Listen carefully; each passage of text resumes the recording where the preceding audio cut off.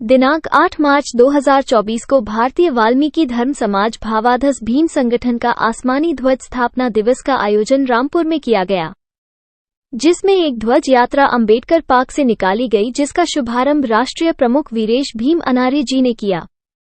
ध्वज यात्रा रामपुर के विभिन्न मार्गों से होती हुई भगवान वाल्मीकि धाम कोसी रोड पर पहुंची, जहां पर उपासना मंत्र के बाद ध्वजारोहण किया गया। फिर कार्यक्रम की शुरुआत की गई। कार्यक्रम की अध्यक्षता चिकित्सा अधिकारी डॉक्टर दशरथ सिंह ने की तथा संचालन वीर कमलेश अनार्य ने किया। कार्यक्रम के मुख्य अतिथि भाजपा सांसद घनश्याम सिंह लोधी रहे। विशिष्ट अतिथि मंजू दिलेर राष्ट्रीय सफाई कर्मचारी आयोग की सदस्य रही तथा अतिथियों में रामपुर से भाजपा के जिला अध्यक्ष हंसराज पप्पू रहे।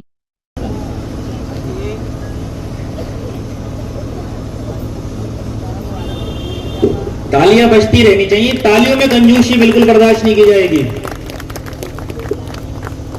जो बोले सो निर्भय।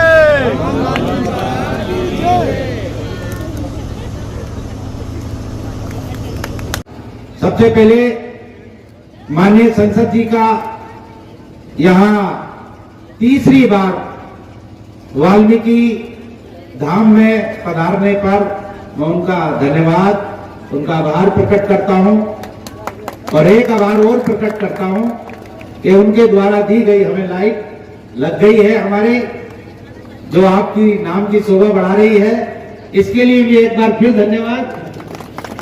इसके साथ साथ अपने मैं नहीं कहूंगा, मैं कुछ नहीं कहूंगा, मैं सिर्फ इतना कहूंगा कि हम आपका साथ नहीं छोड़ेंगे जब तक दोबारा आपको जिता के और यहां से मंत्री बना के नहीं भेजेंगे।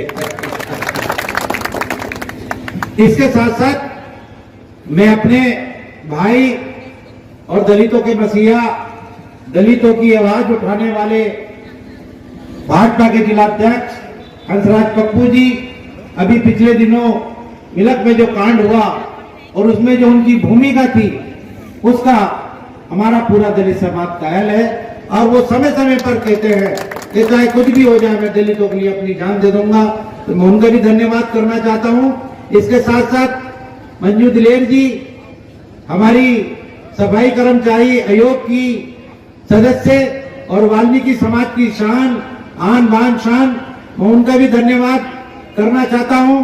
और मैं अपने अधिकारी और हमारे सर के ताज, शाना बशाना मेरे साथ खड़े रहने वाले मैं डॉक्टर दशरथ सिंह जी का भी धन्यवाद प्रकट करना चाहता हूं।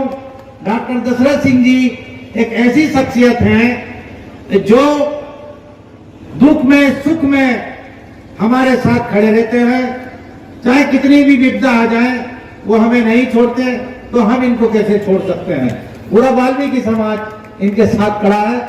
इसी के साथ हमारे धर्मगुरु जो दिल्ली से चलकर हमारे बीच में आए हैं, हमारे संगठन को सींचने वाले 1964 से आज तक अपने पसीने से, अपने खून से सींचने वाले स्वामी विराटनाथ जी, राष्ट्रीय महामंत्री, राष्ट्रीय संचालक राही जी, राष्ट्रीय प्रचार मंत्री हमारे कैलाश एकलव्य जी, मुख्य प्रचार मंत्री हमारे पंजाब से हमारे बीच में आए जसविंदर गोभी जी, और भी हमारे कई पदाधिकारी हैं, हमारे उत्तराखंड के प्रदेश अध्यक्ष मनोज जी, हमारे पश्चिम उत्तर प्रदेश के प्रदेश अध्यक्ष। विस्तार से लोगों ने चर्चा की है, लेकिन मैं संक्षेप में बताना चाहता हूं कि ये झंडा किसी जाति, किसी धर्म, किसी कौम का या किसी समुदाय का विरोधी नहीं है।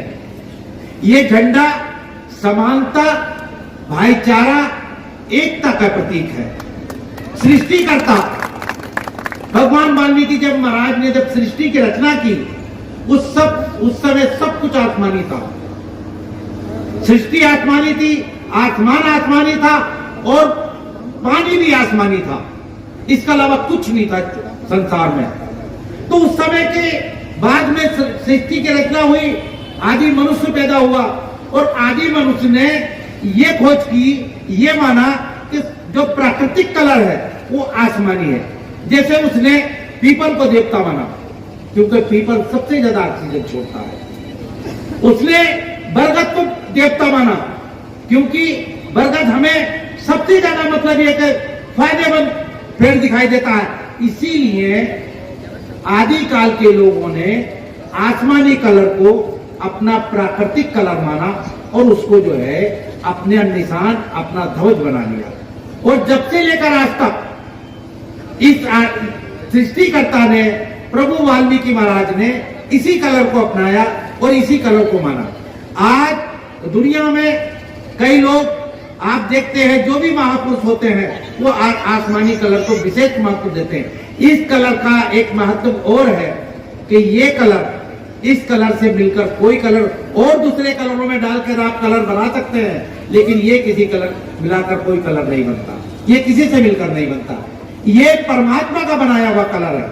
इसीलिए हमने इसको अपनाया है और अपनाने के पीछे जो हमारा मकसद है वो ये है कि भगवान वाल्मीकि के नाम पर और आसमानी ध्वज के नीचे पूरे ही दलित समाज को, पूरे ही समाज को संगठित करना।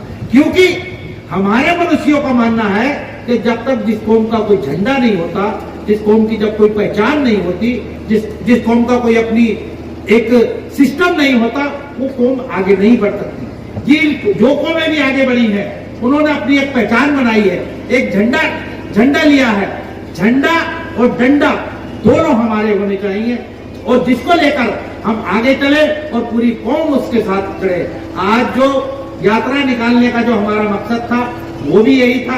हम एक मैसेज सिर्फ समाज को देना चाहते हैं कि हम आसमानी, जिस तरह से आसमान के नीचे पूरा समाज, पूरी कौम, चाहे वो ब्राह्मण है, चाहे वो बनिया है, चाहे वो क्षत्रिय है, चाहे वो शूद्र है, सारे लोग एक समान है आसमान के नीचे। इसी तरीके से आसमानी झंडे के नीचे पूरी कौम को भारतीय वाल्मीकि धर्म समाज भावादर संगठित करना चाहता है। यही हमारा उद्देश्य है, इसके अलावा कोई उद्देश्य